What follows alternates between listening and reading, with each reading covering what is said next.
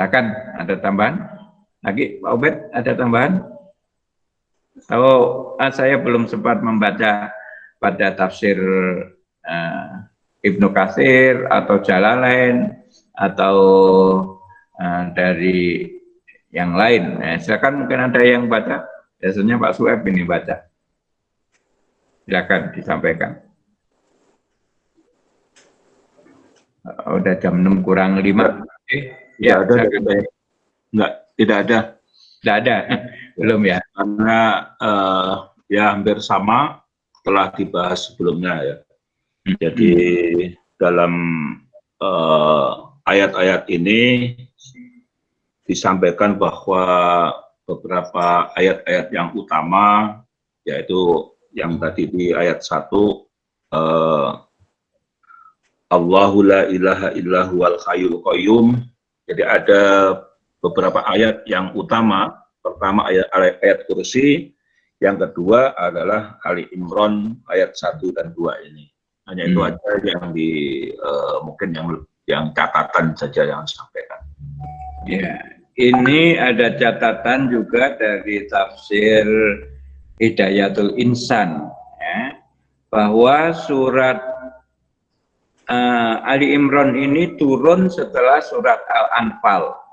Ayat pertama sampai 80-an ayat turun untuk membantah orang-orang Nasrani, membantah keyakinan mereka dan mengajak mereka ke dalam agama yang benar, yaitu Islam. Sebagaimana awal-awal surat Al-Baqarah turun untuk membantah orang Yahudi. Nah, ini catatan dari tafsir Hidayatul Insan bahwa surat ini akan membantah keyakinan orang-orang Nasrani.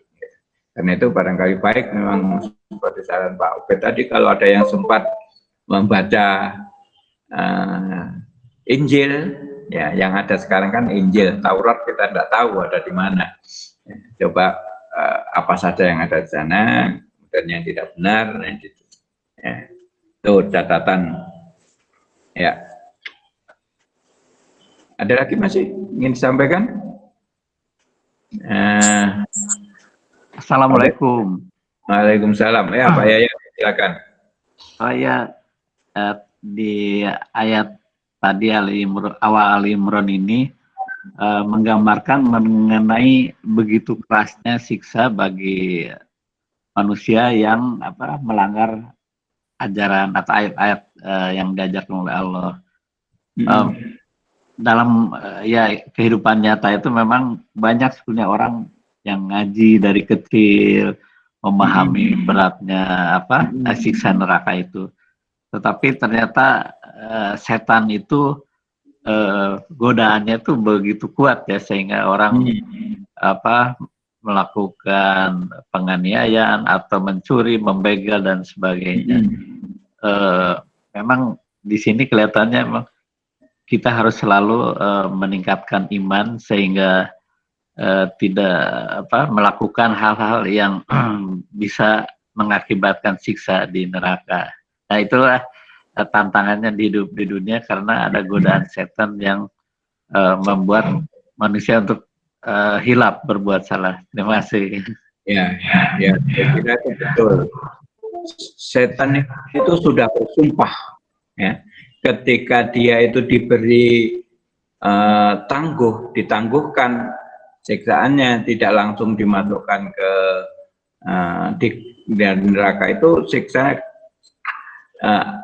setan kan minta untuk ditangguhkan, dan setelah itu diberi oleh Allah, maka setan bersumpah, saya akan ganggu, saya akan goda manusia itu dari depan, dari belakang, dari kiri, dari kanan, agar dia tidak menjadi orang yang bersyukur.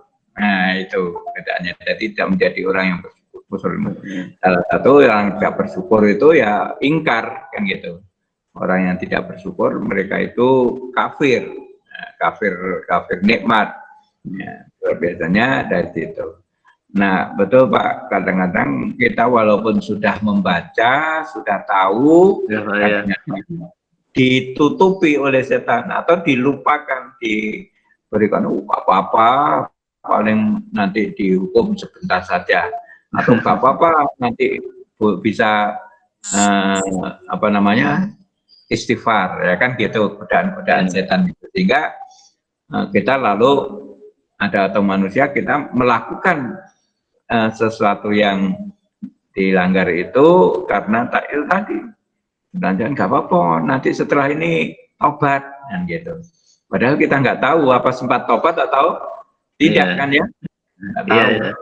Nggak tahu. Setelah mengerjakan lalu datang Israel, ya udah nggak sempat taubat lagi. Nah seperti itu ya. Makanya kita tetap berhati-hati itu ya. Berhati-hati menjaga. Ya, jadi kadang-kadang memang sesuatu yang kita langgar itu sudah tahu kita, sudah pernah mengaji. Ya. Tapi ya itu tadi, ya, kadang-kadang setan itu nggak peduli. Ulama pun terus digoda oleh setan. Ya, jadi tidak hanya orang-orang yang awam. Awam ya. Oke. Ya, terima kasih. Ya, waalaikumsalam. Gimana Bu?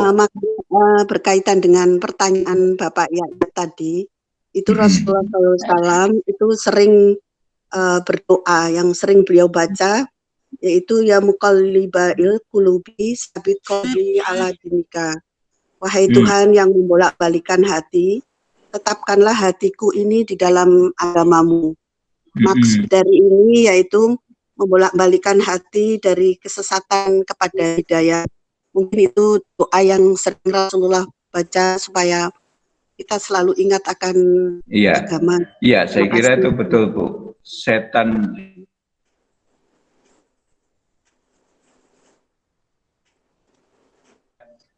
terbolak-balik, jadi ya kadang benar, kadang ada salah, kan gitu.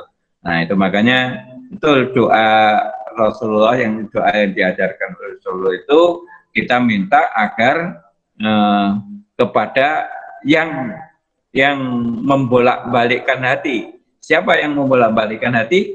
Ya Allah, ya, kepada Allah. Tetapkanlah hati kami dalam kebenaran, dalam Islam, dalam keimanan, ya, supaya kadang-kadang orang yang membolak itu kan orang yang ragu-ragu, ya, ragu-ragu. Kalau kita kaitan siapa itu yang membuat ragu-ragu, yaitu bisikan-bisikan setan itu. Bisikan-bisikan setan seperti dalam surat An-Nas itu. Alladzi yuwaswisu fi sudurin nas minal jinnati wan nas. Ya, qul a'udzu birabbin nas, qul a'udzu malikin nas, ilahin nas, min syarril waswasil khannas. Khannas itu diartikan dalam terjemahan itu setan. Tapi sebetulnya khannas itu adalah sesuatu yang mengintai, ya, begitu ada kesempatan dia jadi itu mengintai terus di hati kita, begitu ada kesempatan maka dibisiki, ya, begitu ada kesempatan dia membisikkan sesuatu.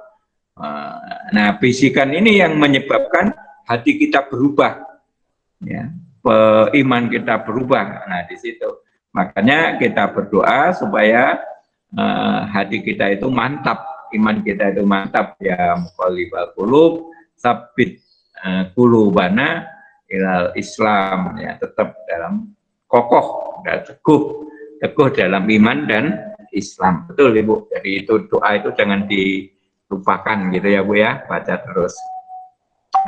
Baik Bapak Ibu, ada lagi Pak Abu, ada Pak Zubair, ada Pak, monggo Pak Abu. Ya, ada Pak Ubed? Enggak, tadi saya sudah share, coba nyari Muhammad dalam Injil di WA. Ya. Barangkali bisa bermanfaat. Oh iya, ya ini sudah di-share ini ya, dari Republika itu. Ya, mudah-mudahan dibaca. Kemudian ini doanya dari yang di kan Bu Endang tadi, Pak Sueb menyampaikan itu ya, ya muqallibal qulub, sabit qalbi ala dinik, wahai yang membolak-balikkan hati, ya. Jadi ini Allah, sabit, kokohkan, teguhkan qalbi, hatiku, ala dinik, pada agamamu. Ya, sekarang ini ya memang katanya gitu, semakin mendekati hari kiamat, semakin hebat itu apa namanya tantangan ya untuk mempertahankan agama kita. Ya, banyak sekali. Ya kalau halus nggak bisa, nanti mungkin dengan kasar, dipaksa. Ya, kalau dipaksa ini yang kadang-kadang nanti berat itu. Ya, mudah-mudahan kita tetap, walaupun dalam keadaan bagaimanapun, kita tetap teguh pada agama Islam. Ya. Doa kita, permohonan kita, mudah-mudahan kita menjadi orang yang bertakwa, ya, dan sampai dengan meninggal, ya. Wala ittaqullah haqqa tuqatih wala tamutunna illa wa antum muslimun. Jadi itu, ya, mudah-mudahan seperti itulah. Pertanyaan menggelitik, ya. Kan ya. Syaitan itu selalu membisikkan hal-hal yang negatif, mengajak kepada keburukan, kejelekan, ya. Ya. Artinya padahal jumlah manusia itu 5-6 miliar, berarti jumlah setan pun apa seperti itu gitu. Ini pertanyaan nakal gini, ya.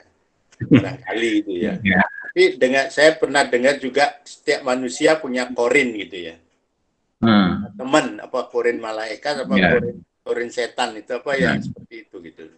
Ilmu. Ya, jadi saya kira kalau setan itu memang disebutkan dia itu punya anak-anak gitu. Jadi artinya mungkin sama juga dengan manusia, makhluk ini berjin juga gitu, bertambah-tambahnya saja karena alamnya lain kita tidak bisa melihatnya semakin banyak. Tapi juga jumlah malaikat itu juga tidak terhitung. Coba ya kalau di dalam hadis disebutkan pada setiap manusia itu ada paling enggak 2 malaikat, ya, yang selalu mengikuti. Ya, mungkin korin tadi itu ini malaikat yang mengikuti manusia terus. Ya. Nah, tapi setan ini ngintip terus, ya. Jadi mungkin juga tidak ada di dalam hati, tapi dia mengintip karena dia punya apa namanya, ya, dia bisa masuk ke manusia itu melalui darah, beredar ke semua. Ya, itu makhluknya yang kita, ya, kalau membayangkan jumlah manusia aja kita sudah begitu heran, ya, miliaran. Yang tidak kita lihat, ya, setan dan jin dan malaikat ini mungkin jumlahnya juga begitu. Jadi apa namanya, alam ini nampaknya juga sudah penuh sesak gitu, ya. Ya, barangkali ini tambahan supaya kita juga hati-hati. Baik, sudah cukup siang ini, mari kita syukur kepada Allah. Jamnya Pak Abdillah itu apa? Sekarang kan belum jam 6 ya Pak Abdillah. Jamnya kecepatan ya. Jam Pak Abdillah kecepatan itu. Oke, kalau ini jamnya memang masih kurang 1/4 ini, masih jam 6. Oh iya.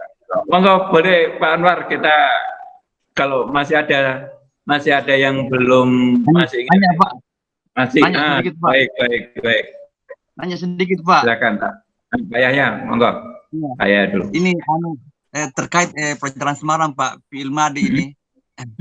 Ada di ayat ketiga itu nazala. Nazala alaika. Kenapa di ayat itu di kata berikutnya memakai kata wa anzala? Bedanya di mana, Pak? Nah, itu nanti pada apa namanya ini pola ya. Jadi nanti fi'il madhi itu ada macam-macam Pak. Ada fi'il madhi itu yang asli ya, asli tidak ada tambahan. Ada fi'il madhi itu yang bentukan, artinya ada tambahan. Ya, jadi misalnya nazzala yang Bapak bilang itu adalah kata dasar yang sudah mendapatkan tambahan.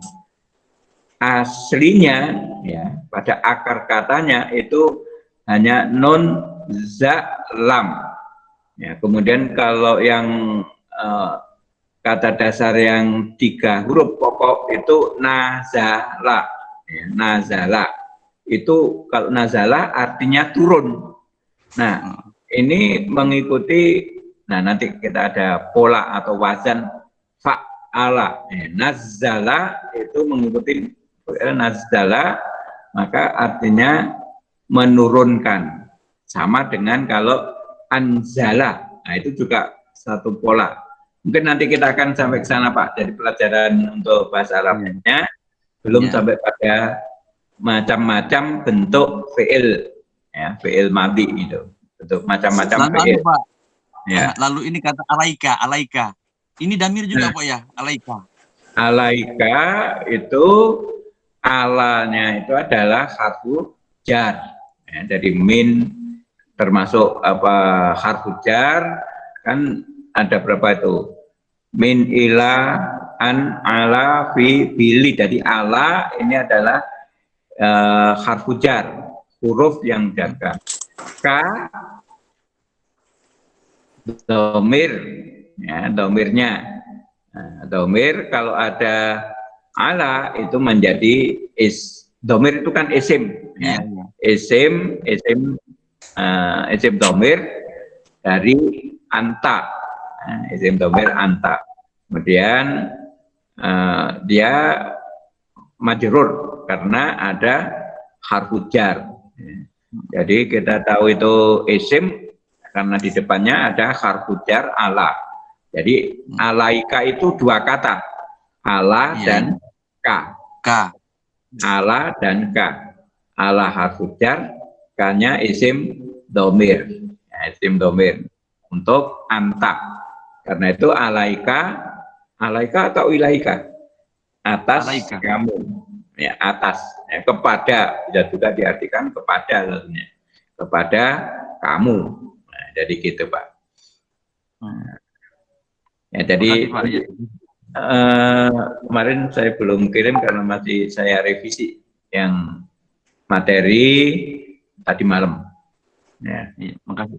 Ya, makasih. Pak Anwarnya ada yang ingin disampaikan? Oh, Pak Anwar? Enggak Pak Abdillah. Oh, iya. Cuma ya, tadi jadi sama Pak Ubedillah tadi loh. Kalau jumlah setan itu karena setan itu kan di dalam hadis disebutkan tidak mati toh sampai akhir kiamat nanti itu. Artinya itu terus menggoda dan mungkin jumlahnya jauh lebih banyak dibanding manusia. Ya. Ya, saya kira jumlah manusia bertambah, jumlah setan juga bertambah. Dan kalau dalam surat An-Nas, sebetulnya setan itu dapat dikatakan bukan makhluk tersendiri gitu Pak. Jadi kan ada manusia, ada jin, ada malaikat. Ya. Setan itu ada yang mengatakan menafsirkan setan itu adalah sifat yang ada pada manusia yang ingkar kepada Allah itu, yang mengajak kepada menentang Allah itu. Karena itu di An-Nas itu kan disebutkan minal jinnati wan nas. Jadi setan itu terdiri dari jin dan manusia. Jadi ada jin yang menggoda, ada manusia. Itu pada surat Al-Baqarah tentang Nabi Adam, ya, ketika yang ada. Nah, jadi yang ada kan berarti di situ jin dan malaikat yang ada itu. Nah, diperintahkan untuk sujud kepada Adam, maka semua sujud kecuali iblis. Ya, iblis itu adalah jin, ya, salah satu jin yang pernah itu. Kalau coba nanti dibaca-baca lagi tentang itu, Pak. Nah, jadi salah seorang jin itu yang menentang tadi itu, tidak mau sujud itu, ya, yang tidak mau sujud. Dan memang jin itu kan makhluk yang terbuat dari api, diciptakan oleh Allah dari api. Dan si anu itu kan mengatakan begitu. Ketika ditanya oleh Allah, mengapa kamu tidak mau sujud? Aku perintahkan. Ya, setan mengatakan, saya lebih baik dari Adam. Adam dibuat dari tanah, saya dibuat dari api. Ya, jadi itu jin kan menunjukkan itu adalah jin. Ya, jadi itu Pak. Kalau dilihat makhluknya, ya berarti yang bertambah itu bukan setan dari segi ini ya, tapi jinnya itu yang terus-menerus bertambah, punya anak kan, ya, punya keturunan. Dan dari jin ini ada yang menjadi iblis, menjadi setan, dan ada yang beriman, ya, ada yang beriman. Begitu juga manusia ini ada yang beriman dan ada yang mengikut iblis. Ya, mengikut iblis ini kan lalu dia juga seperti iblis sudah kan, seperti setan. Ya, jadi seperti itu Pak. Ya, memang asik juga itu kalau membaca tentang makhluk-makhluk yang lainnya kita nggak tahu, kita baca. Ya, ada buku juga itu tentang jin, tentang jin. Nanti saya menemukan kemarin, belum membaca, belum sempat membaca. Memang kita juga perlu itu mengetahui supaya bisa hati-hati tadi itu, waspada itu, barangkali perlu kita mengetahui keberadaan makhluk-makhluk gaib yang berinteraksi dengan kita, menggoda itu. Ya, seperti itu Pak Anwar. Ilmu jin ya? Hah? Memang sedikit banyak harus kita tahu tentang perjinan ini ya, karena dia kan sudah ada sejak, kalau lihat penciptaan Adam itu kan juga ada setan jin di surga dulu ya, diusir itu ya. Ya barangkali kita sedikit banyak harus tahu ada tentang pengetahuan tentang jin ini seperti apa sih ya. Ya. Ada yang kemasukan jin, kemasukan setan, macam-macam, lalu ada kegiatan ruqyah dan lain sebagainya. Kemudian ada rumah-rumah kosong ditempati jin, kemudian tempat jin, dan sehingga doa masuk WC itu kan juga untuk supaya kita tidak diganggu jin. Allahumma inni a'udzubika minal khubuthi wal khaba'is. Berarti jinnya ada di situ juga gitu loh. Ya. Betul, memang ada, baik itu yang disampaikan Rasulullah di dalam hadis-hadis, ada itu disebutkan tentang makhluk-makhluk gaib itu ya, tentang jin, tentang setan. Dan ada kitab, ada buku yang ditulis oleh para ulama yang menulis tentang jin dan setan ini. Nanti saya tarikan, tapi salah satu memang betul itu, di mana itu tempat kesukaan jin ya, yang setan itu ya. Antara lain hadis disebutkan di patung ya, patung-patung. Jadi karena itu kalau ada patung-patung di ruang tamu kita, nah itu tempat nenggernya jin di situ, ada yang gitu ya. Kemudian tempat-tempat yang kotor, tempat-tempat yang jorok, itu juga katanya kesukaan tempat jin untuk nongkrong di situ. Ya, makanya itu ada yang ini kan apa namanya pakaian-pakaian kotor itu jangan dirombrokkan gitu. Nah itu tempat nongkrongnya jin.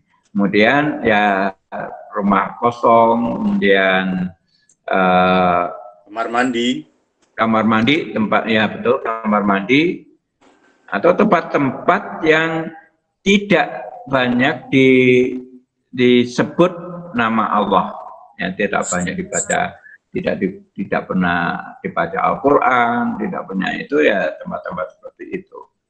Nah, nanti bagaimana mereka itu menggoda, mengganggu, ya? Itu tadi kan dari depan, dari belakang, dari kanan, dari kiri. Ada yang menjelaskan dari depan, setan itu menghalang-halangi orang yang akan melakukan perbuatan baik, yang akan berbuat baik. Misalnya akan sholat, ya, mau sholat ke masjid, misalnya kan gitu ya. Nah, rumahnya agak jauh dari masjid. Nah, setan itu menghalang-halangi. Dia sudah adzan, ya. Kalau kita mau berbuat, wah sudah adzan, cepat-cepat wudhu harus ke masjid.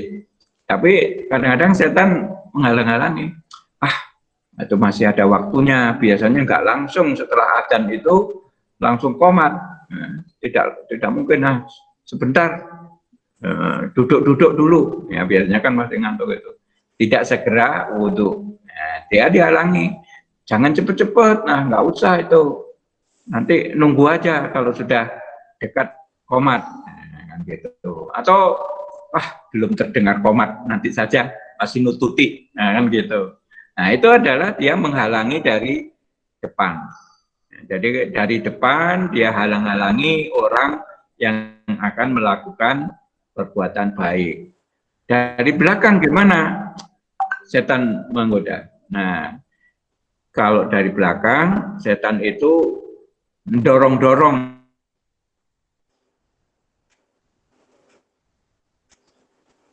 buat jahat. Nah, itu setan ini, ayo cepet-cepet dilakukan. Nanti hilang kesempatannya. Ya, nanti datang orang, nanti lihat orang. Nah, itu dia dorong-dorong supaya segera dilakukan. Nah, dari samping kanan, dari samping kiri, gimana? Ya, dia beri hiasan. Orang yang jalan lurus itu diiming-imingi di kiri kanannya itu sesuatu yang menarik. Belok sini, belok sini. Ya, jadi nggak jadi jalan lurus. Ya, itu kiri kanan. Ada yang mengibaratkan seperti itu. Dan Ustaz. Ya. Kita sering melihat, mendengar itu ada seseorang yang bisa melihat makhluk gaib yang kita tidak bisa. Itu artinya bagaimana, Ustaz? Apa dia itu justru ada jin di dalam dirinya dia bekerja sama atau bagaimana itu, Ustaz? Makasih. Ya, memang Allah itu kan maha kuasa, Allah itu maha menghendaki. Memang ada orang yang diberi kelebihan, ya, kelebihan satu dengan yang lain. Jadi mungkin ada orang yang diberi kelebihan bisa melihat yang gaib, kan gitu, bisa melihat yang gaib. Ya, jadi bisa melihat, oh di sini ada jin. Saya dulu pernah ada teman katanya itu, oh ini di sini ada jinnya itu. Oh dulu ada, saya kenal almarhum Pak Amiruddin Arif itu juga gitu. Beliau itu bisa melihat, bahkan bisa memindahkan jin dari satu tempat ke tempat yang lain. Jadi ada orang yang itu bisa dari pembawaan dari lahir, yang kalau dalam bahasa itu indigo itu ya, Obed ya. Indigo, orang yang bisa melihat sesuatu yang manusia lain yang tidak. Tapi ada juga yang ilmu, jadi dipelajari mungkin dengan amal-amal tertentu dan dia bisa gitu. Ya. Tapi banyak ulama yang mengatakan itu ilmu-ilmu yang nanti bisa kita itu terjerumus kalau tidak kuat, tidak hati-hati, terjerumus kepada kefasikan. Ya. Jadi misalnya sihir itu baik supaya kita untuk menolak orang yang berbuat baik juga. Tapi kadang-kadang sihir itu kuat lalu ya tergoda untuk mencelakai orang lain. Ya. Jadi karena itu sihir itu dapat dikatakan ilmu yang kurang bermanfaat kan gitu ya, karena baik yang mempelajari ataupun nanti kalau menggunakan ilmu itu tidak semua pada kebaikan, kecuali dia mengetahui, ada yang berniat gitu, saya belajar ilmu sihir ini supaya bisa mengetahui bagaimana menolaknya kalau ada orang yang kena sihir dan sebagainya, yang seperti itu ya. Tapi kalau nggak kuat imannya, nah dia bisa terjerumus nanti. Ya, mungkin itu Bu Pak Eneng ya. Ya, Bismillah Pak Billah. Ya, tentang sihir tadi ketika kita mempelajari tentang hal-hal yang gaib itu karena Allah sudah membatasi kita ya. Kalau saya pernah mendengar itu lebih banyak mudorotnya gitu. Jadi seandainya kita ingin terhindar dari sihir yang jahat dan sebagainya ya lebih baik meningkatkan ketaatan, kemudian baca zikir pagi petang seperti itu daripada mempelajari nanti malah yaitu terjerumus pada hal-hal yang fasik, bahkan mungkin bisa sampai pada kesyirikan gitu. Naudzubillah min dzalik. Ya, betul ya, memang itu. Nah, dulu itu memang ada ulama itu yang punya kitab ya, kitab-kitab itu, tapi biasanya tidak ditunjukkan kepada muridnya, tidak dianukan ya, karena itu tadi khawatir pada kefasikan itu jatuh pada karena ukurannya besar. Nah, jadi lebih baik dikuatkan ketakwaan, iman dan amal soleh itu sudah sudah menjadi penjaga ya. Ya, ayat kursi, ayat itu aja di bawah itu adalah ya zikir pagi petang itu adalah ruqyah, pertahanan diri ya. Ya, kita sudah yakin ya dengan ayat kursi itu sudah, tapi memang kalau kita baca ayat kursi tapi kita tidak yakin bahwa Allah itu memiliki kekuasaannya begitu luas ya, karena ragu-ragu ini lalu masuk gitu ya, jadi bisa saja. Betul Pak Isa, jadi Bu untuk menjaga itu kita jauhi aja itu masalah sihir ya. Jadi kadang-kadang sekarang itu jadi sihir hipnotis itu memang mendekati kadang-kadang ya, hipnotis itu kan bisa jadi ilmu, tapi kadang-kadang di dalam kedokteran sekarang juga ada diterapkan hipnotis itu ya Pak Ubed ya? Ya, ada. Ada. Hipnoterapi. Ya. Ya. Jadi itu ada manfaatnya, tapi mungkin lebih besar madorotnya. Ya, mungkin seperti itu. Ada lagi menarik ini tambahan. Kalau kita seperti ini mulainya memang tadi itu belum jam 5 ya, jadi kita punya waktu yang panjang.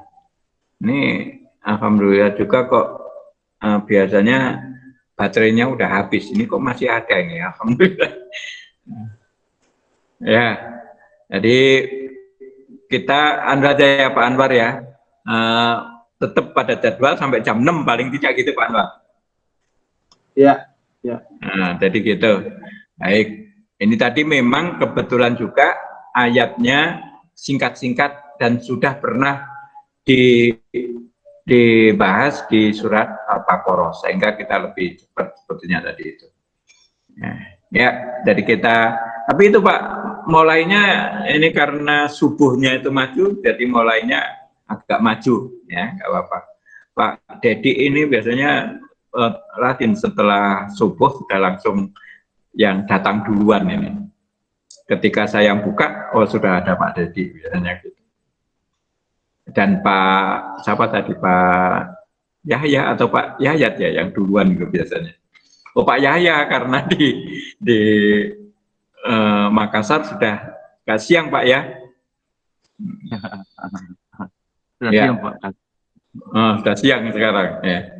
Baik Bapak Ibu, sudah jam 6. Marilah kita akhiri pertemuan dengan hamdalah dan doa kafaratul majelis. Alhamdulillahirabbil alamin. Alamin. Wa bihamdika asyhadu an la ilaha illa anta astaghfiruka wa atubu ilaik. Assalamualaikum warahmatullahi wabarakatuh. Waalaikumsalam. Syukron jazilan. Apa Matur nuwun Pak Abdillah. Ya, selamat.